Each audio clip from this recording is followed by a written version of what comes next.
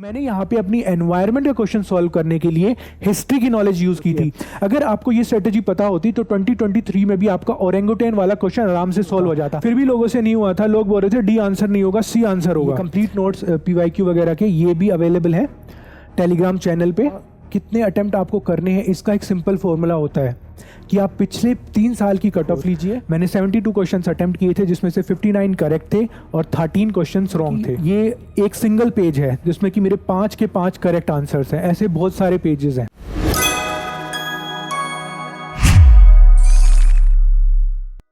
Welcome everyone to platform IAS family. और मैं आज आप सबके 16 जून प्रीलिम्स के लिए एक बहुत इंपॉर्टेंट वीडियो लेके आया हूँ।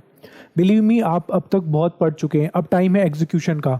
पेपर को एक्चुअली कैसे अप्रोच करना है, सब्जेक्ट वाइज क्या स्ट्रेटेजी रखनी है, कैसे एक्यूरेसी को मेंटेन रखना है, ये टाइम है ये सब जानने का। कितने क्वेश्चन आपको अटेम्प्ट करने हैं ये अभी से आपको डिसाइड करना पड़ेगा, ठीक है।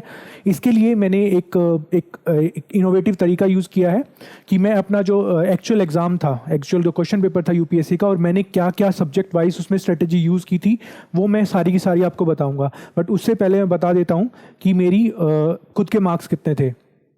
आप देखोगे कि मेरे जो मार्क्स थे वो थे 110.44। मैंने 72 क्वेश्चंस अटेम्प्ट किए थे जिसमें से 59 करेक्ट थे और 13 क्वेश्चंस रॉन्ग थे, ठीक है। काफ़ी हाई एक्यूरेसी थी, ऑलमोस्ट 81.94, दैट इज 82% एक्यूरेसी थी, ठीक है। ये आप भी कर सकते हो, ठीक है। एग्जिस्टिंग नॉलेज के साथ घबराने की जरूरत नहीं है। जो अभी आपकी एग्जिस्टिंग नॉलेज है, आप कितना भी पढ़ लीजिए, अगर UPSC आपको बेवकूफ़ बनाना चाहेगा और आप बनते रहेंगे तो कभी क्लियर नहीं होगा। UPSC आपके साथ खेल रहा है, अब टाइम है आपको UPSC के साथ खेलना है, ठीक है ना। 2-3 चीज़ें ध्यान रखिए। UPSC वहाँ पे टेस्ट नहीं कर रहा है आपकी कि आप रटना कितना जानते हैं, वो टेस्ट कर रहा है कि आप स्ट्रेटजी कितनी बना सकते हैं, किस स्ट्रेटजी को आप उसको एग्जीक्यूट कर सकते हो, किस अप्रोच से आप किस एटीट्यूड के साथ एग्जाम में जाते हैं, ठीक है। तो ये रहा मेरा पेपर। आप देखोगे कि ये एक सिंगल पेज है जिसमें कि मेरे 5 के 5 करेक्ट आंसर्स हैं। ऐसे बहुत सारे पेजेस हैं, ठीक है।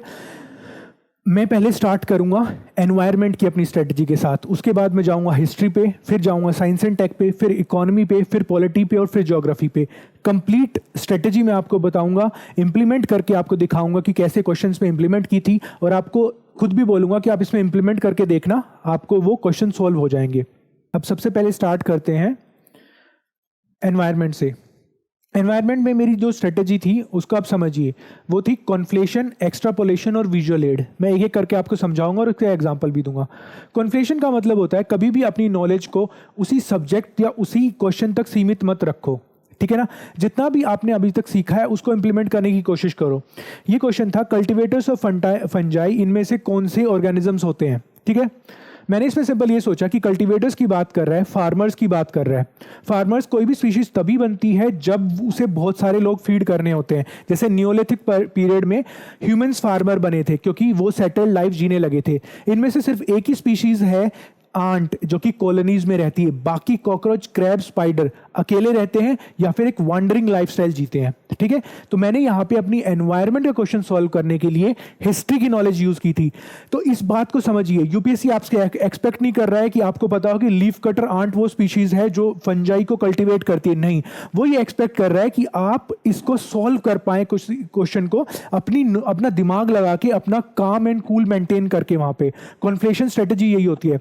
अगर आपको ये स्ट्रेटेजी पता होती तो 2023 में भी आपका ओरेंगुटेन वाला क्वेश्चन आराम से सॉल्व हो जाता। अब उसे सॉल्व करके देखना, यही कॉन्फ्लेशन वाली स्ट्रेटेजी यूज करना, हिस्ट्री का यूज करना कि ह्यूमंस टूल्स यूज करते थे। बस मैं इतना हिंट दूंगा, आगे मूव करते हैं इसके लिए। इसके बाद जाते हैं नेक्स्ट क्वेश्चन पे। इसी पेपर में कॉन्फ्लेशन UPSC ने खुद यूज किया था। वेटलैंड्स वाला क्वेश्चन था जिसमें उसने खुद बोला कि भाई किडनीज की तरह फंक्शन करते हैं तो उनका फंक्शन बताओ। अब इससे आसान कुछ नहीं होता, फिर भी लोगों से नहीं हुआ था, लोग बोल रहे थे डी आंसर नहीं होगा, सी आंसर होगा। मैंने डी लगाया था क्योंकि मुझे पता था किडनी की बात कर रहा है, डायरेक्ट कॉन्फ्लेशन की बात कर रहा है कि देखो कंपैरिजन करके, ठीक है। इसे बोलते हैं ड्राइंग पैरेलल्स या फिर कॉन्फ्लेशन।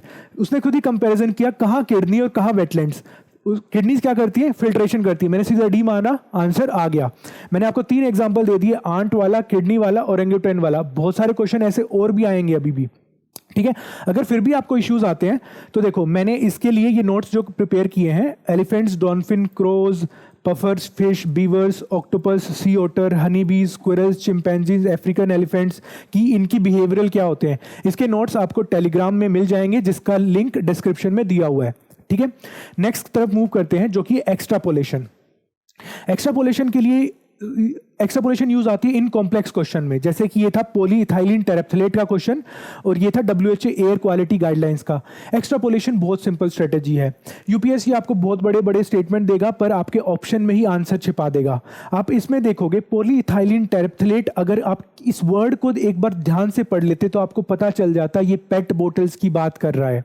नीचे इसने बोला भी है बोटल्स, ठीक है, कंटेनर्स, और क्या कहते हैं उसके बाद इसने फिर बोला कि आर्टिकल्स इससे जो बनते हैं उनसे ग्रीन हाउस गैस एमिशन नहीं होती। अगर आप एक बार इस क्वेश्चन को पढ़ लेते, सिर्फ आपके पास उसी में आंसर है।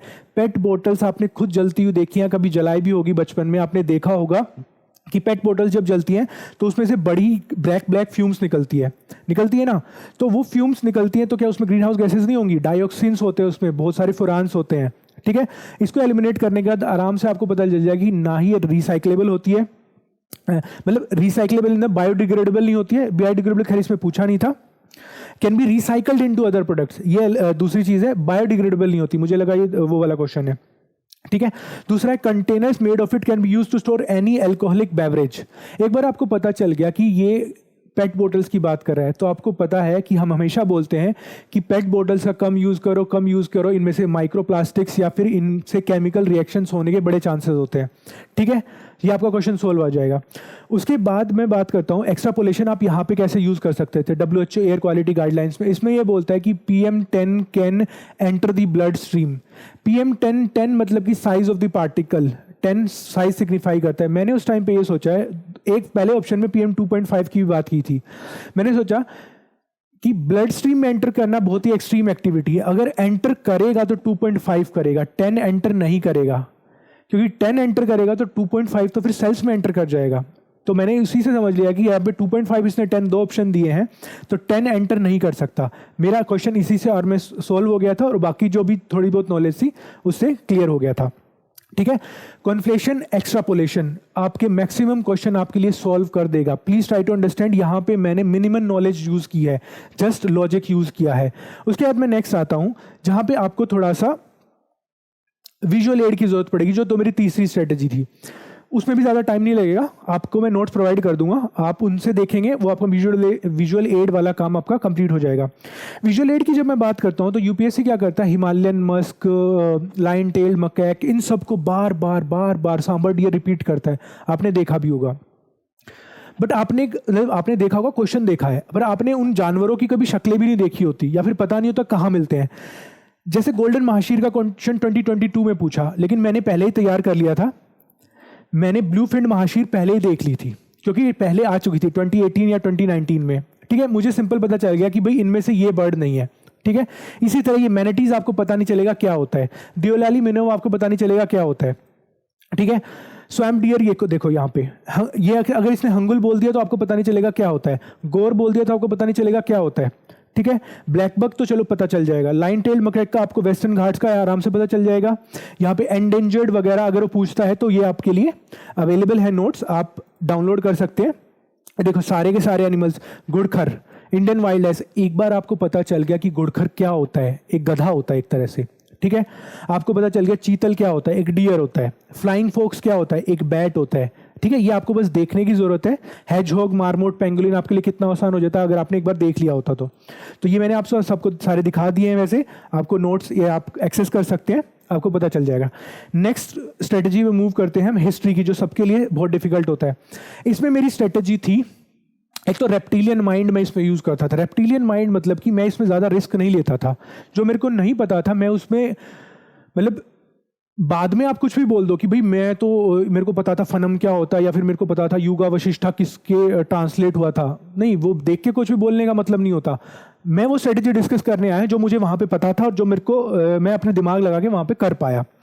मैं स्ट्रेटेजी यूज करता था TPT, timeline, place, trend. UPSC इन 3 चीजों में आपके साथ खेलेगा। मैं दोबारा रिपीट कर रहा हूं, यूपीएससी खेल रहा है, मत खेलने दो। वो खेलेगा टाइम में, क्या करेगा, टाइम डिस्प्लेस कर देगा, बोलेगा कि ये पर्सनैलिटी इससे रिलेटेड थे बट वो और किसी टाइम के ही होंगे। ठीक है ना। ट्रेंड डिस्प्लेस कर देगा, मतलब बोलेगा कि यहाँ पे वर्ना सिस्टम था, यहाँ पे स्लेवरी थी, यहाँ पे भक्ति मूवमेंट था, लेकिन वो ट्रेंड उस टाइम का था ही नहीं।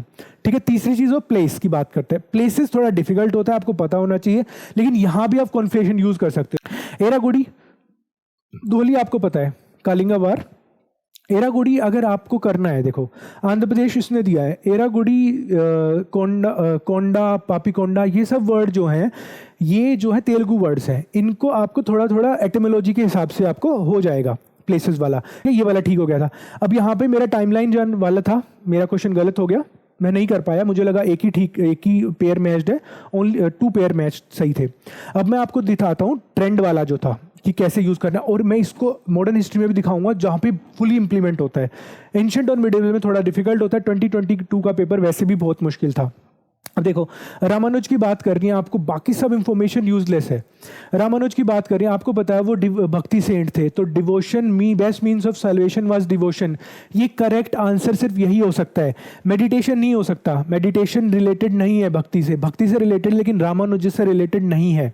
ठीक है। उसके बाद logical arguments for essential means of highest bliss, Vedas are eternal self extension. अब देखो इसने ट्रेंड शिफ्ट किया है, ये जो दूसरी चीजें बता रहा है ना, ये दूसरे स्कूल्स के बारे में बता रहा है, अलग अलग स्कूल्स के बारे बता रहा है। जो रामानुज का स्कूल था वो अलग था, स्कूल ऑफ फिलोसफी। ये मेडिटेशन में जब जा रहा है तो ये योगा स्कूल की बात कर रहा है। लॉजिकल आर्गुमेंट्स में जा रहा है जो एटोमिज्म की बात कर रहा है, जहाँ पे हम लॉजिक की बात करते हैं। ठीक है। जब ये वेदास आर एटर्नल, ये इसमें वेदांता की बात कर रहा है, इन डिफरेंट फिलोसफीज की, आप देख लेना कौन सी फिलोसफी एग्जैक्टली, तो बट ये अलग फिलोसफी की बात कर रहा है, तो ट्रेंड इसने चेंज कर दिया। वो चीज़ आपको कैच करनी पड़ेगी। आपको जरूरी नहीं कि रामानुज के बारे में पता हो, आपको दूसरे अगर आप एलिमिनेट कर पाए, आपको पता हो कि ये इनसे रिलेटेड नहीं हो सकता क्योंकि ये दूसरे लोगों की फिलोसफी है, तो आपका ये क्वेश्चन सॉल्व हो जाएगा। ठीक है। उसके बाद हम मूव करते हैं मॉडर्न हिस्ट्री वाले क्वेश्चन में। अब यहाँ पे टीपीटी बहुत ही आसान तरीके से वो होती है, इंप्लीमेंट होती है। ट्रेंड की बात करते हैं। अब यहाँ पे इससे क्वेश्चन पूछा रिजर्व्ड और ट्रांसफर्ड सब्जेक्ट्स के बारे में, और पूछा इनमें से कौन से रिजर्व्ड सब्जेक्ट्स हैं। अब देखो ट्रेंड था ब्रिटिश टाइम्स का, जब वो हमें पावर नहीं देना चाहते थे। इनमें से आप देखोगे administration of justice, land, revenue, police, तीनों बहुत ही पावरफुल सब्जेक्ट्स हैं। लोकल गवर्नमेंट कोई नहीं रखना चाहता, जहाँ पे रिस्पॉन्सिबिलिटी है। लोकल गवर्नमेंट को हटाओ, आपका आंसर आ गया 134। फनम मेरे को नहीं आता था, सॉरी, और मैंने अटेम्प्ट भी नहीं किया। मुझे लगा था कोई नहीं है ऑर्नामेंट्स, पर मैं इतने रिस्क नहीं लिया था उस टाइम पे, क्योंकि मैं आगे दिखाऊंगा कि जहाँ पे मैं कॉन्फिडेंट था बेटर, जहाँ पे मैं अपना लॉजिक लगा सकता था, मैं वहाँ पे सॉल्व कर चुका था ज़्यादा क्वेश्चन, तो मैंने यहाँ पे रिस्क ज़्यादा नहीं लिया। अगर आपको नॉलेज है तो आप रिस्क ले सकते हो, अगर आप 50-50 तक पहुँच चुके हो तो। लेकिन अगर 4 में से आपको रिस्क लेनी है तो रिस्क थोड़ा सा हैवी पड़ सकता है कई बार। अब देखो यहाँ पे टाइमलाइन इसने शिफ्ट कर दी। बरिंदर कुमार घोष, जोगेश चंद्र चटर्जी, राष्ट्र बिहारी बोस। आप इस चीज़ को समझो। बरिंदर कुमार घोष की जब ये बात कर रहे हैं तो ये अभिनव भारत के टाइम पे जा रहे हैं, 1900s के टाइम पे, 1901 या फिर 1895 से 1910 के टाइम पे। जब ये जोगेश चंद्र चटर्जी की बात कर रहे हैं तो 1920 के बाद की बात कर रहा है, मतलब कि 24 के बाद की बात कर रहा है, जब HRA वगैरह थी। राष्ट्र बिहारी बोस इनसे पहले के टाइम के हैं। ठीक है। तो ये चीज़ आपको पता होनी चाहिए। ये चीज़ आपको एक बार इसको टाइमलाइन वाली चीज़ को कैच कर लोगे कि ये क्वेश्चन में क्या टेस्ट करना चाह रहा है, तो आपको आराम से उसको एलिमिनेट करके आंसर निकाल पाओगे, even in the difficult subjects like history. अब इसमें जो क्वेश्चन था क्रिप्स मिशन अब जब आया था उस टाइम पे आप समझो इस टाइम से इस टाइम के बीच में टाइम बदल चुका था। अब वो चाह रहा था कि हम ज़्यादा से ज़्यादा डेलीगेट कर पाएं, लेकिन फिर भी वो प्रिंसली स्टेट्स को अपने पास रखना चाह रहा था। तो ऐसे में बोल रहा है constituent assembly would have been members nominated by provincial assemblies. ऐसा नहीं था, वहाँ से इलेक्टेड मेंबर्स थे। ठीक है। जो नॉमिनेटेड मेंबर्स थे वो सिर्फ प्रिंसली स्टेट्स से थे। ठीक है। तो ये वाला होने के बाद गलत, आपको अपना आंसर आराम से मिल जाता। तो हिस्ट्री की आपको समझ में आ गई। टाइमलाइन, ट्रेंड, प्लेसेस के लिए आप जस्ट अपना जो normal Neolithic sites, Harappan sites, या फिर जो इंपॉर्टेंट साइट्स हैं बुद्धिस्ट टाइम्स की, जैन टाइम्स की, वो आप देख सकते हैं, अशोकन टाइम्स की। उसके अलावा आपको देखने की ज़रूरत नहीं, उतने में आपका काम हो जाता है। ठीक है। मेगालिथिक कल्चर भी इंपॉर्टेंट है। ठीक है। उसके बाद हम बात करते हैं, ये आधे घंटे की चीज़ें हैं और ये चीज़ें ज़्यादा इंपॉर्टेंट। आप इतने सारे स्टेटमेंट पढ़ते हो पर वो बहुत छोटी छोटी चीज़ों पे क्वेश्चन बनाता है। ठीक है। नेक्स्ट मैं डिस्कस करूँगा अपनी स्ट्रेटेजी यहाँ पे। साइंस एंड टेक की, जिसमें आप देखोगे कि ऑलमोस्ट सभी क्वेश्चन ठीक है। ठीक है, इसमें मेरी स्ट्रेटेजी थी, अगेन 3 स्टेप स्ट्रेटेजी थी, जिसमें था कि सॉल्व मैक्सिमम क्वेश्चंस, मतलब सॉल्व क्वेश्चन, मैक्सिमम क्वेश्चन नहीं, सॉल्व द क्वेश्चन। मतलब एक्चुअली में क्वेश्चन वहां पे ये नहीं कि सिर्फ मेरे को पता है तो पता है, नहीं तो मैं छोड़ दूंगा, क्वेश्चन को सॉल्व करो वहां पे जाके। ठीक है, उसके अलावा जो एक स्ट्रेटेजी होती है वो होती है कॉशियस ऑप्टिमिज्म। ठीक है, वो भी बताऊंगा। और तीसरी स्ट्रेटेजी होती है ओड वन आउट। पहले सबसे पहले मैं ओड वन आउट बताता हूँ, जो सबसे सिंपल और सबसे अच्छी स्ट्रेटेजी होती है। मेजर सोलर स्टॉर्म का क्वेश्चन पूछा था इसने, सूर्य से आने वाले सोलर फ्लेयर्स की इंपैक्ट अर्थ पे बात कर रहा है, और फिर बोल रहा है कि tsunamis could occur at the equatorial regions. This is the odd one out मतलब की ट्रिक, कि आप बस ये ढूंढ लो उसमें से कि आपको इसमें से ये चीज़ नहीं हो सकती, ये सबसे एक्सट्रीम चीज़ है। अगर आप उस ओड वन आउट को ढूंढ लोगे तो आपके आंसर मिल जाते, और इससे आपका आंसर आराम से सॉल्व हो जाता। ठीक है, अगर आपने 2 एलिमिनेट कर दिया, देखो मैंने 2 एलिमिनेट किया था, आप देखोगे ध्यान से, 2 एलिमिनेट किया और 1 3 4 5 6 7 आपके हो गए, आराम से आंसर आ गया। अब देखो दूसरी सेकंड स्ट्रेटेजी में रिवर्स में मूव करा, कॉशियस ऑप्टिमिज्म। कॉशियस ऑप्टिमिज्म का मतलब होता है कि वो वाली चीज़ें छोड़ दो कि हमेशा आंसर डी होगा, कॉशियस रहो, लेकिन ऑप्टिमिस्ट भी रहो कि हाँ टेक्नोलॉजीज हैं, और अगर उसमें कुछ एक्सट्रीम नहीं है या फिर किसी रूल ऑफ मतलब कि साइंस के रूल के बेसिक लॉ के अगेंस्ट नहीं जा रहा, तो हो सकता है वो क्या कहते हैं एक एप्लीकेशन हो उसकी। जैसे इसमें जो क्वेश्चन था, ये क्वेश्चन था वेब 3.0 का। ठीक है, वेब 3.0 के बारे में मैंने देखा कि ये ब्लॉकचेन की बात कर रहा है, collectively rather than a cooperation की बात कर रहा है, enables people to control their own data. मैंने इससे एक चीज़ समझ ली थी, इसमें एक्स्ट्रापोलेशन प्लस कॉशियस ऑप्टिमिज्म दोनों है। मैंने एक चीज़ देखी कि ऑप्शंस तीनों एक जैसे हैं, ब्लॉकचेन की बात कर रहा है और सेकंड ऑप्शन ब्लॉकचेन की बात कर रहे हैं, और 1 और 3 ब्लॉकचेन जैसी ही एक कैरेक्टरिस्टिक की बात कर रहे हैं, और कोई भी ऑप्शन ऐसा नहीं है जिसमें कि नन करेक्ट हो। ठीक है, और तीनों इनमें से कोई भी एक्सट्रीम नहीं है। तो मैंने समझ लिया था कि भाई ये ब्लॉकचेन बेस्ड एक इंटरनेट की बात कर रहा है, जिसमें कि डेटा पे कंट्रोल होगा और वो पूरी तरह से डिसेंट्रलाइज होगा। मैंने सिंपल आंसर किया डी, मेरा ठीक आ गया। अब मैं आता हूं सबसे इंपॉर्टेंट स्ट्रेटेजी पे, जो अब बहुत इंपॉर्टेंट है। वो स्ट्रेटेजी है solve the question. Believe me, solve the question like maths. इस क्वेश्चन को देखो, सास वाले क्वेश्चन पे, थोड़ा मैं इसको जूम करता हूं। सेंस वाले क्वेश्चंस को आप देखोगे बड़ा डिफिकल्ट क्वेश्चन लग रहा है, ठीक है, लेकिन मैंने क्या किया, पहले मैंने थर्ड स्टेटमेंट को पढ़ा, Outlook Hotmail Yahoo mail is a form of SaaS. मैंने देखा चलो ठीक है होगा। फिर मैंने देखा कि 1 और 2 क्या, जो मेरे को आउटलुक हॉटमेल याहू तो मैंने यूज़ किया, याहू तो मैंने यूज़ की है, तो मैंने देखा कि ये 1 और 2 क्या कैरेक्टरिस्टिक है याहू के। मैंने देखा हाँ कैरेक्टरिस्टिक है याहू के, तो अगर ये कैरेक्टरिस्टिक है याहू के, तो या तो तीनों स्टेटमेंट करेक्ट है, क्योंकि ये बोल रहा है ना सास, क्योंकि इसने बोला थर्ड स्टेटमेंट अगर मैंने मान ली करेक्ट, वो सास है, और ये दोनों इसके कैरेक्टरिस्टिक है, तो ये दोनों स्टेटमेंट सास की कैरेक्टरिस्टिक को डिफाइन कर रही है।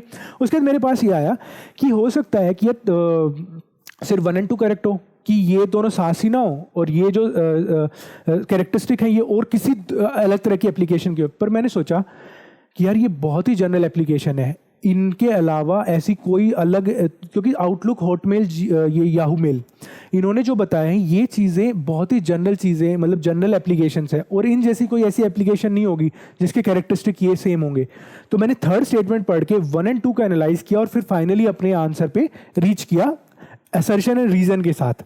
ठीक है, समझ रहे हो। तो 3 जो स्ट्रेटजी मैंने बताई, इसमें odd one out, cautious optimism और सॉल्व दी क्वेश्चन, ये तीनों आपको यूज करनी है। और आप देखो अगर आप ये यूज करोगे तो आपके किस तरह आंसर हर पेज पे आपको दिखेगा कि कितने आंसर आपके, देखो यहाँ पे भी सारे के सारे, यहाँ पे भी करेक्ट करेक्ट करेक्ट, रॉन्ग भी मैं आपको बाद में दिखाऊंगा। सॉरी। ठीक है, अब मूव करते हैं हम इकोनॉमिक्स पे। इकोनॉमिक्स में जो मेरी स्ट्रेटेजी रहती थी, सबसे पहले मैं जो यूज करता था वो मेरी स्ट्रेटेजी थी कि मैं कीवर्ड्स पे बहुत ज़्यादा फोकस करता था, कि जो उसने कीवर्ड दिया है। कीवर्ड के बाद मेरा जो वो था, एक मेरी बड़ी ही इनोवेटिव अप्रोच थी लिफ्ट और सीसो, और उसके बाद थी कैटेगराइजेशन, लिफ्ट सीसो कैटेगराइजेशन। और मैं इकोनॉमिक्स में पहले बता देता हूँ मैक्सिमम अटेम्प्ट करता था, मैक्सिमम टाइम लगाता था, क्योंकि मुझे पता है यहाँ पे अब जितना लॉजिक यूज़ करोगे उतना ही आसान रहेगा। मैं धीरे धीरे अपनी सारी स्ट्रेटजीज पे आता हूँ। सबसे पहली स्ट्रेटजी मैंने बताई कैटेगराइजेशन। कैटेगराइजेशन को मैं आप यहाँ पे डेमोन्स्ट्रेट करता हूँ। इसने बोला real sector of the economy कौन से हैं। मैंने 4 ऑप्शंस पढ़े, मैंने 4 ऑप्शंस में देखा कि 2 कैटेगरीज में बट रहे हैं ऑप्शन, और मैं समझ गया कि भाई ये कैटेगरी वाला ऑप्शन है कि इसने दो ये दिए हैं और ये दो दूसरे दिए हैं। फिर मैंने सोचा अगर रियल सेक्टर की बात कर रहे हैं तो जिसमें डिजिटल या फाइनेंशियल ट्रांजैक्शंस हो रही हैं, 7th क्वेश्चन में आप देखोगे जिसमें डिजिटल या फाइनेंशियल ट्रांजैक्शंस हो रही है वो डेफिनेटली रियल सेक्टर नहीं बोलेगा कंपैरिजन टू दिस। तो मैंने सिंपल लगाया आंसर 1 और 2 और मेरा आंसर सॉल्व हो गया, कैटेगराइजेशन वाला हो गया। अब मैं बात करता हूँ उसमें जो मैं लिफ्ट और सीसो की बात कर रहा था। लिफ्ट और सीसो इकोनॉमिक्स को पूरी डिफाइन करते हैं। लिफ्ट और सीसो को, लिफ्ट जो कि एलिवेटर होती है और सीसो जो कि ऐसा झूला होता है। लिफ्ट मतलब होता है कि आपको कोई चीज साथ में ले जा रही है। सीसो मतलब होता है एक चीज उठेगी दूसरी चीज गिरेगी। आप इसको डायरेक्टली प्रोपोर्शनल या फिर इनवर्सली प्रोपोर्शनल भी बोल सकते हो। जस्ट आपको हर ऑप्शन को इसी तरह एनालाइज करना होता है इकोनॉमिक्स के पेपर में डरे बिना। आप इसमें देखोगे हर स्टेटमेंट को आप सिर्फ इसी तरह देखो कि इन्फ्लेशन हाई है, आरबीआई को क्या करना पड़ेगा, गवर्नमेंट सिक्योरिटी बाई करनी पड़ेगी या सेल करनी पड़ेगी। आपको पता चलेगा कि नहीं, सेल करनी पड़ेगी, क्योंकि इन्फ्लेशन हाई है तो पैसा ज़्यादा है मार्केट में, पैसा निकालना है, सेल करके ही निकाल पाएगा। रुपीज़ रैपिडली डेप्रिशिएटिंग, आरबीआई क्या करे, आरबीआई क्या करे, डॉलर सेल करे, क्योंकि डॉलर जब बढ़ेंगे तभी क्या कहते हैं, रूपी डेप्रिशिएट कर रहा है मतलब रूपी बहुत ज़्यादा है, तो रूपी जब डॉलर बढ़ेंगे तो डॉलर की कंपैरिजन में रूपी कम हो जाएगा। जब रूपी कम हो जाएगा तो वो अपने आप एप्रिशिएट हो जाएगा, या फिर डॉलर बढ़ जाएगा तो रूपी अपने आप एप्रिशिएट हो जाएगा। तीसरी स्टेटमेंट भी इसी तरह सॉल्व हो जाएगी। अब उसके बाद मैं बात कर रहा हूँ जो लास्ट मेरी सबसे इंपॉर्टेंट जो स्ट्रेटेजी थी, focus on the keywords. Focus on the keywords आपको बहुत इंपॉर्टेंट वो देगी एज दूसरों की, दूसरे डर जाएंगे बड़े बड़े उसको चीज़ देख के। मैं इसमें दिखाता हूँ आपको। मैंने इसमें क्या यूज़ किया था, नॉमिनल इफेक्टिव एक्सचेंज रेट में मैंने देखा सिर्फ एक्सचेंज रेट की बात कर रहा है, बार बार एक्सचेंज रेट की बात कर रहा है, और सिंपल लिफ्ट और सीसो स्ट्रेटेजी की बात कर रहा है कि भाई एक्सचेंज रेट। मैंने ये देखा भाई नॉमिनल इफेक्टिव ठीक है, नॉमिनल इफेक्टिव होगा, कुछ थोड़ा बहुत पता था लेकिन इतना ज़्यादा पता नहीं था। पता भी था लेकिन उस टाइम पे इतना दिमाग चलता नहीं है। पर मुझे पता था भाई एक्सचेंज रेट भाई किसी भी तरह की हो, अगर रुपी वो बढ़ेगी तो रुपी तो अप्रिशिएट होगा ही। अब ऐसा तो नहीं हो सकता कुछ भी हो के एक्सचेंज रेट रुपी अप्रिसिएशन के इनवर्सली प्रोपोर्शन हो जाए, ठीक है। नेक्स्ट में देखा फिर बोला कि real effective exchange rate trade competition को बढ़ाएगी घटाएगी। फिर मैंने देखा यार एक्सचेंज रेट की बात कर रहा है तो डेफिनेटली अगर वो बढ़ेगी तो ट्रेड कॉम्पिटिटिवनेस कम होगा, क्योंकि अगर एक्सचेंज रेट बढ़ रही है, बढ़ने की बात करें, हाँ बढ़ रही है, तो हमारा जो है ना एक्सपोर्ट्स महंगे हो जाएंगे, क्योंकि जब हमारी रुपी थोड़ी सी कम होती है कंपेरिजन टू अदर्स तो हमारे एक्सपोर्ट्स ज़्यादा कॉम्पिटिटिव होते हैं। उसके बाद मैंने देखा लास्ट स्टेटमेंट में थोड़ा ट्रिक है, वो बात कर रहा है इन्फ्लेशन की। फिर मैंने देखा नॉमिनल और रियल की बात कर रहा है। नॉमिनल और रियल का मैंने सोचा जीडीपी में इसका यूज़ होता है नॉमिनल और रियल का, और वहाँ पे इन्फ्लेशन की बात हो रहा है। वो ये एग्जैक्टली यही बात कर रहा है कि भाई अगर इन्फ्लेशन का फैक्टर आएगा तो क्या होगा कि नीर और रीर में डाइवर्जेंस होगा, कुछ ऐसा होगा। तो मैंने कहा हाँ होगा भाई, अगर इन्फ्लेशन की बात करें तो ऐसा होगा, ठीक है। तो ये वाला बात हो गया इसमें। अब एक और क्वेश्चन था जो इसमें बड़ा डिफिकल्ट क्वेश्चन है, वो भी मैं आपको दिखाता हूँ, जो लोगों को बड़ा डिफिकल्ट क्वेश्चन लगा था, कन्वर्टिबल बॉन्ड्स वाला। 65 क्वेश्चन है शायद, ये रहा यहाँ पे, ये रहा कन्वर्टिबल बॉन्ड्स वाला। अब मैंने फिर से इसमें कीवर्ड पे फोकस किया कि कन्वर्टिबल बॉन्ड्स की बात कर रहा है, तो मैंने सोचा कि फिर मैंने ऑप्शन को दिया, is there is an option to exchange the bond for equity. मतलब ये किसकी बात कर रहा है, change for equity, convert to equity. और मुझे पता था इक्विटी में ओनरशिप मिलती है, जब ओनरशिप मिलती है आपको तो आप बेटर वो ऑप्शन होता है, और बेटर ऑप्शन जब आप मिलेगा तो आपको कुछ फोरगो करना पड़ेगा। और आपको क्या फोरगो करना पड़ेगा, इंटरेस्ट रेट। तो आपको लोअर रेट ऑफ इंटरेस्ट मिलेगी इसके बारे में कन्वर्टिबल बॉन्ड्स के केस में। उसका नेक्स्ट ऑप्शन था, option to convert to equity affords the bond holder a degree of indexation to rising consumer prices. अब मेरे को एक सिंपल पता था कि जब इंटरेस्ट रेट बढ़ती है ना तो बॉन्ड्स जो होते हैं लेस लक्रेटिव हो जाते हैं, और जब हम किसी चीज़ को लेस लक्रेटिव होती है इन्फ्लेशन बढ़ने पे, और हम उसको कन्वर्ट कर सकते हैं कुछ दूसरे ऑप्शन में जो इन्फ्लेशन पे ज़्यादा डिपेंड नहीं करती, तो डेफिनेटली वो इन्फ्लेशन से हेज कर रही है मेरे रिस्क को। तो मैंने ये चीज़ें पढ़ी, अपने की टर्म पे फोकस किया, अपनी लॉजिक लगाया, और आंसर मेरा आ गया बोथ 1 और 2, ठीक है। हाँ एक और चीज़ मैं बता देता हूँ, आपको कंफ्यूज नहीं हो रहा है, ये जो रोंग W और C है ये बेस्ड ऑन है द की जो मैंने पेपर से निकल के जो मैंने मैच किए थे, और जो येलो है ये है यूपीएससी की ऑफिशियल की जो मैंने अभी वीडियो बनाने से पहले इसमें मार्क कर दिया था, क्या कि आपको कंफ्यूजन ना हो, ठीक है। तो मेरी समझ में आ गई, मैक्सिमम अटेम्प्ट्स इकोनॉमी में कीवर्ड पे फोकस, कैटेगराइजेशन, उसके अलावा सीसो और लिफ्ट अप्रोच, और क्या कहते हैं हमारा ये फोकस ऑन द कीवर्ड्स। हाँ हो गया तीनों का, focus on the keywords, maximum attempt, seesaw और लिफ्ट और कैटेगराइजेशन। अब हम आते हैं पॉलिटी पे। पॉलिटी पे अगर आप देखोगे, पॉलिटी देखो ये वाला पेज देखो पॉलिटी पे, इसमें मेरे पेज में पूरे के पूरे करेक्ट थे, सारे के सारे 4 करेक्ट। पॉलिटी में मैं एक हाइब्रिड मॉडल यूज़ करता था, मतलब कि जो मेरे को पता है, जितना भी मेरे को पता है, एक चीज़ ध्यान रखो, जब आप एग्जाम हॉल में एंटर कर रहे हो तो please be confident that you are going to become an IAS officer in this attempt. आपको वहाँ पे जाके अपना बेस्ट अटेम्प्ट देना है। मैं भी यही सोचता था हर बार, और प्री हमेशा कभी रुकता नहीं था। रीज़न था कि मैं अपनी जो नॉलेज है उसको इम्प्लीमेंट करता था, और उसके अलावा जो भी मेरे को चीज़ काउंटर इंट्यूटिव लगती थी, मतलब मेरे को लग रहा है कि देखो एक तो नॉलेज के बेस पे एलिमिनेट करते रहो कि नॉलेज के बेस पे बताया तो करो, उसके बाद अगर कोई चीज़ काउंटर इंट्यूटिव लग रही है, क्योंकि पॉलिटी जो एक नेचुरल सब्जेक्ट है, हम रोज की रोज पढ़ते हैं, हम अपनी न्यूज़ में देखते हैं। जैसे क्वेश्चन देखो, law specifies that a nominated legislator can not join any political party within 6 months of being appointed to the house. एक बात बताओ क्या कहते हैं, कह रहा है कि nominated can not join any party within 6 months, मतलब 6 months में ज्वाइन नहीं कर सकता, 6 months के बाद ज्वाइन कर सकता है। इसमें कोई सेंस बन रहा है? मतलब नहीं बन रहा ना। और ये फैक्चुअल भी पता था मेरे को, ठीक है ना, क्योंकि नॉमिनेटेड लेजिस्लेचर का जो होता है वो अलग से यूपी लक्ष्मीकांत ने कवर भी किया हुआ है इसको, ठीक है। उसके बाद हम बात करेंगे इसमें जो ये क्वेश्चन था, हाँ ये वाला था यहाँ पे। हाँ एक और चीज़ है जो उसमें इंपॉर्टेंट है, यूपीएससी काउंटर इंट्यूटिव के केस में ना कभी कभी क्या करता है कि ना कॉन्स्टिट्यूशन का नाम ले देता है। जैसे कि बोला कि constitution of India classifies the ministers into this this this this. Constitution of India आप जो पढ़ते हो लक्ष्मीकांत में, उसमें आप एक प्लीज़ ध्यान रखा करो कि बहुत सारी चीज़ें ऐसी हैं जो कॉन्स्टिट्यूशन में नहीं दी हो, कई लॉज में दी हो और उसने उसमें ऐड किया हुआ है, ठीक है ना। कॉन्स्टिट्यूशन ने कभी ये क्लासिफिकेशन नहीं किया है, ये classification based on the contingency होती है। जैसे कि इलेक्शंस होते हैं, कोalitions बनती हैं, तो कैसे कैसे मिनिस्टर्स किस किस को कितने देने हैं, ये सब पार्लियामेंट ने नहीं, सॉरी कॉन्स्टिट्यूशन ने डिसाइड नहीं किया है, ठीक है। ये सब कॉन्स्टिट्यूशन के बाद जब गवर्नमेंट्स बनी उनके बेसिस पे बहुत सारी चीज़ें बनी हैं, ठीक है। तो ये जो भी आपको काउंटर इंट्यूटिव लगे आप उसको नेगेटिव मार्क कीजिए, बाकी अपने नॉलेज के बेस पे यूज़ कीजिए। पॉलिटी में नॉलेज बेस थोड़ा सा ज़रूरी है, ठीक है ना, क्योंकि कॉन्स्टिट्यूशन है, लॉज हैं, उनकी थोड़ी सी नॉलेज ज़रूरी है, ठीक है। अब देखो ये वाला क्वेश्चन था, ये वाला आराम से सोल्व है। Bill amending the constitution requires a prior recommendation of the president of India. इसमें मेरे को सिंपल पता था कि भाई जो अमेंडमेंट जो बिल होता है वो प्राइवेट मेंबर भी इंट्रोड्यूस कर सकते हैं। प्राइवेट मेंबर अगर इंट्रोड्यूस करेगा तो उसका प्रेसिडेंट से कोई लेना देना नहीं होता है, ठीक है। जो हमारी गवर्नमेंट होती है उसको मनी बिल वगैरह के लिए पहले परमिशन लेनी होती है, प्रायर रिकमेंडेशन जिसको बोलते हैं। तो ये स्टेटमेंट जाने के बाद मेरे को पता चल गया था कि आंसर इज 2 and 3, ठीक है। तो ये हो गया पॉलिटी की जो होगा नॉलेज प्लस काउंटर इंट्यूटिव, कुछ भी लगे आप उसको वो कर दीजिए। अब जो हमारी लास्ट बची है ज्योग्राफी, तो ज्योग्राफी की मैं बात करता हूँ।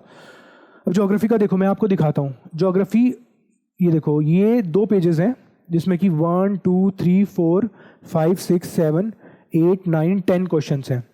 मैंने 2 अटेम्प्ट नहीं किए, नॉट अटेम्प्टेड, ठीक है। ये वाले 2 अटेम्प्ट नहीं किया, एक मेरा गलत हुआ, ये वाला मेरा गलत हुआ और बाकी मेरे सही थे इसमें, ठीक है। अब इसमें क्या यूज़ करना है, देखो पहले इसमें ना ज्योग्राफी में, अभी आपके पास अगर थोड़ा बहुत टाइम है तो आप ज़रा सा अपने स्टैटिक मैप्स देखिए प्लीज़। स्टैटिक मैप्स पे भी ध्यान देना बहुत ज़रूरी है। स्टैटिक मैप्स प्लीज़ ज़रूरी हैं। रीज़न, यूपीएससी कोई मतलब नहीं है क्या करंट अफेयर्स में रहा है, ठीक है। यूपीएससी स्टैटिक से भी बहुत सारे पूछती है, ठीक है। अब इसमें मैं स्ट्रेटेजी बताता हूँ क्या करता हूँ। इसमें मेरी स्ट्रेटेजी रहती है कि भाई आप पहले तो मैप पे आप फोकस कीजिए, ठीक है ना, मैप बेस्ड क्वेश्चन में। उस जैसे कि इसमें मैं बताता हूँ, जैसे गढ़वाल हिमालयाज की बात की है। अब आपको पता है गढ़वाल गढ़वाली कहाँ पे हैं, उत्तराखंड रीजन में मिलते हैं। नामचा बारवा, आप देखोगे नामचा बारवा रेंज, चलो आपको पता भी नहीं है मान लो, लेकिन बरवा ये सब आपको सरनेम्स जो होते हैं वो असम साइड के सरनेम होते हैं, ठीक है ना। तो आपको क्लियरली पता हो जाना चाहिए कि ये मिसमैच है, ये मैच सही नहीं है। उसके बाद आप देखोगे नोकरेक, आपको इतना पता है नोकरेक पीक कहाँ पे, मेघालय में, ये बोल रहे सिक्किम हिमालय, वो डिफरेंट है, ठीक है ना। तो यहां से आपका आराम से सॉल्व हो जाता। अब देखो इसमें मैपिंग के 2 तरह के क्वेश्चन आते हैं, ये आपको समझने की कोशिश करनी पड़ेगी। एक होता है जो बहुत आसान क्वेश्चन होता है, जैसे ये वाला है।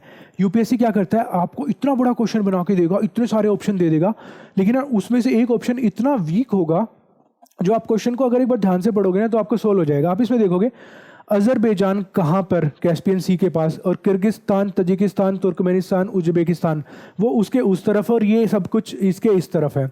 और अफ़गानिस्तान कहाँ पर, नीचे बिल्कुल पाकिस्तान के पास, ईरान के पास यहाँ पर, और अज़रबैजान उस तरफ। तो आपको ये अगर एक बार क्वेश्चन को पढ़ते तो आपको आराम से पता चल जाता कि अज़रबैजान नहीं होता। और अज़रबैजान देखो, मैंने अज़रबैजान को सिर्फ एलिमिनेट किया था और मेरा आंसर आ गया। और देखो दूसरा ये, अब आते हैं जो डिफ़िकल्ट वाले क्वेश्चन होते हैं। जैसे ये पूछा कि कौन सा वेल जो वेस्ट अफ्रीका में जो है ड्राई हो गया है। अब प्लीज़ इस टाइप को समझो, हर चीज़ आपको नहीं पता होगी, किसी को भी नहीं पता होती। मैं इस पे पहुंच गया था बी और सी पे, लेकिन मैं फिर भी नहीं लगा पाया क्योंकि मैंने जैसे बताया साइंस वगैरह में अपना लॉजिक वगैरह लगा के काफ़ी सारे अटैम्प्ट कर लिए थे। यहाँ पे भी मेरे को इसमें आइडिया नहीं था ज़्यादा, अब मेरे को याद नहीं उस टाइम मैंने क्या सोचा। लेकिन यहाँ पे देखो, अब उसकी हम बात करते हैं जो लॉजिकल एलिमिनेशन। अब ये देखो ये बोलता कि एंथ्रोपोजेनिक सोर्स ऑफ मेथेन और नाइट्रस ऑक्साइड कौन सी है। मेथेन, आप please try to understand, methane release होती है मार्शेस से। मार्शेस होते हैं जहाँ पे पानी खड़ा रहता है। आपको सिर्फ ये भी नॉलेज है कि राइस की जो फील्ड है उसमें पानी ज़्यादा टाइम तक हम स्टिल रखते हैं, पानी में इनंडेटेड रखते हैं फील्ड को, तो आपको क्लियरली पता चल जाएगा कि इसमें ऑप्शन सिर्फ राइस है। बस इतना सा आपको इसमें दिमाग लगाना है। मैंने यहाँ पर दिमाग लगाया था, सॉरी मेरा नहीं हो पाया। अब पता नहीं, मैंने सोचा था कि reduce system of rice intensification है तो सीड की रिक्वायरमेंट बढ़ेगी, पर वो इसने यूपीएससी ने 1 2 3 यूपीएससी ने बोला कि रिड्यूस होगी। मैंने देखा नहीं उसके बाद कैसे हुआ, इसको मैं सोचूंगा इसके बारे में, बट मेरा ये गलत हो गया था। लेकिन ये देखो 3 ये सही थे। ये देखो, ये पहले इसके बारे में बात करते हैं। मोनेजाइट, अभी इसमें बोल रहा है कि monazite is found on the entire coast of Indian coastal sands in India. Monazite is a source of rare, monazite contains thorium, ये हमें पता है। अब इतनी इंपॉर्टेंट एक चीज हो, कोई भी मिनरल इतना यूबिक्यूटस नहीं होता है, वाटर एयर के अलावा कोई भी मिनरल इतना यूबिक्यूटस नहीं होता कि 15,000 किलोमीटर की कोस्ट लाइन पे मिलेगा। You are getting me? इससे ही ये क्वेश्चन आराम से सॉल्व हो जाता। लॉजिकल एलिमिनेशन इसको बोलते हैं। ये इतने सारे क्वेश्चन है, बहुत सारे इजी क्वेश्चन नहीं है। In the northern hemisphere the longest day of the year normally occurs in ये भी अगर आपको बेसिक ज्योग्राफी की नॉलेज है तो आपको पता चल जाएगा। फर्स्ट हाफ, खैर इसमें फर्स्ट हाफ सेकंड हाफ में थोड़ा इशू आएगा, लेकिन मेरे को पता था तो मैंने इसमें 2 जून वहीं पे लिख दिया था, second half of the month. इसमें भी अगर आपको बेसिक ज्योग्राफी की नॉलेज है कि नॉर्दर्न हेमिस्फीयर में कब सन हमारी तरफ आता है, तो आपको एटलीस्ट हाफ पे आप पहुंच जाओगे। ठीक है, लास्ट वाले जो होते हैं इंडियन मैपिंग के, देखो इसके लिए मैं ज़्यादा कुछ नहीं बोल पाऊंगा, इसके लिए आपको स्पेसिफिक नॉलेज चाहिए ही चाहिए होगी। रामसार साइट्स, टाइगर रिजर्व्स के लिए मैंने शॉर्ट्स भी बनाए थे, मैंने क्विज भी रन किए थे, बच्चों को मतलब कि एनकरेज किया था कि प्लीज़ इनको लर्न कर लो, नई रामसार साइट्स वगैरह को। तो इसको आप एक बार अगर उन शॉर्ट्स को देख पाओ प्लेटफॉर्म आइज के टेलीग्राम चैनल पे, तो आपके लिए अच्छा रहेगा। काफ़ी सारी शॉर्ट्स हैं वो हड़प्पन वगैरह पे, तो ये आपके लिए फ़ायदेमंद रहेगा। ठीक है, तो और हाँ, बाकी जो ये चीज़ है SNT वगैरह के जो नोट्स हैं, ये कंप्लीट नोट्स PYQ वगैरह के, ये भी अवेलेबल हैं टेलीग्राम चैनल पे, आप इनको आराम से एक्सेस कर सकते हैं। ठीक है, SNT के जैसे ये कंप्लीट नोट्स हैं पूरे लॉजिकल एलिमिनेशन के साथ, लॉजिकल ट्रिक्स के साथ, इकोनॉमी के भी 5 ईयर नोट्स आपके साथ आपको अवेलेबल होंगे, एनवायरनमेंट के भी नोट्स आपको मिल जाएंगे। ठीक है ना, आई होप ये वीडियो आपको हेल्प करेगी, आपको एक रियल एक्सपीरियंस मिला। अब उससे जाने से पहले मैं एक बार दिखाता हूँ कि मेरी गलतियाँ कहाँ पे। हाँ, मैंने पेजेस नोट किए हुए हैं, ये देखो इस पेज पे देखो आप, इस पेज पे ना मैंने ये अटेम्प्ट किया, ये गलत हो गया, ये अटेम्प्ट नहीं किया, ये गलत हो गया, ये मैंने अटेम्प्ट नहीं किया। हिस्ट्री बहुत मुश्किल थी, ठीक है, और अब इसी के साथ मैं आपको एक ओवरऑल स्ट्रेटेजी की जिसकी मैं बात कर रहा था मैं बताने वाला हूँ। देखो, प्लीज ट्राई टू अंडरस्टैंड, आपको सारे के सारे क्वेश्चन करने की जरूरत नहीं है, बिल्कुल ब्लाइंड रिस्क मत लीजिए, लेकिन 90 क्वेश्चन आप अटेम्प्ट कर सकते हो। मेरी तरह 72 जाने की जरूरत भी नहीं है अगर आपकी एक्यूरेसी इतनी हाई नहीं है। प्लीज़ आप इस वीडियो को अगर एक और बार देखोगे और इस चीज़ को समझोगे जो मैंने दोबारा बताई है, तो आपकी एक्यूरेसी हो सकता है 10-15% आराम से इंक्रीज हो जाएगी। ठीक है, लेकिन अगर एक्यूरेसी की बात करें तो एक्यूरेसी का अगर आपको अटेम्प्ट निकालने हैं कि कितने अटेम्प्ट करने हैं मेरे को, तो आप एक चीज़ को ध्यान रखना है, आपको अटेम्प्ट निकालने का कितने अटेम्प्ट आपको करने हैं इसका एक सिंपल फॉर्मूला होता है कि आप पिछले 3 साल की कट ऑफ लीजिए, उसका एवरेज निकालिए, पिछले अपने 5 मॉक्स का अपने अटेम्प्ट्स दीजिए, एक्यूरेसी देखिए, उसका एवरेज निकालिए। अब इस एक्यूरेसी और उस एवरेज के बेसिस पे आप जो कट ऑफ है उससे 10 नंबर एक्स्ट्रा करिए और अपनी एक्यूरेसी से कैलकुलेट करिए कि मेरे इतने अटेम्प्ट में हो जाएगा, मेरे 10 मार्क्स एक्स्ट्रा हो जाएंगे, 5 का एवरेज। उसके बाद आप उससे 2-3 क्वेश्चन एक्स्ट्रा अटेम्प्ट करिए। ये फॉर्मूला कभी फेल नहीं होगा। ये फॉर्मूला क्यों नहीं फेल होगा? क्योंकि ये एवरेज और टाइम टेस्टेड उस पर बेस्ड है। ठीक है, ये सबके लिए अलग अलग होगा, लेकिन आप इस वीडियो से बहुत कुछ चीज़ें सीख सकते हैं जो आपकी एक्यूरेसी बढ़ा देगा, जो आपको बहुत सारी एक स्ट्रेटेजी बताएगा सब्जेक्ट वाइज। ठीक है, तो मेरा यही कोशिश थी इसमें ये बताने की। आगे भी मैं कोशिश करूंगा कि आपको मेरी तरफ से मैक्सिमम बेनिफिट मिल पाए, मैक्सिमम मेरे एक्सपीरियंस से आप सीख पाए। ठीक है, thank you very much for watching this video.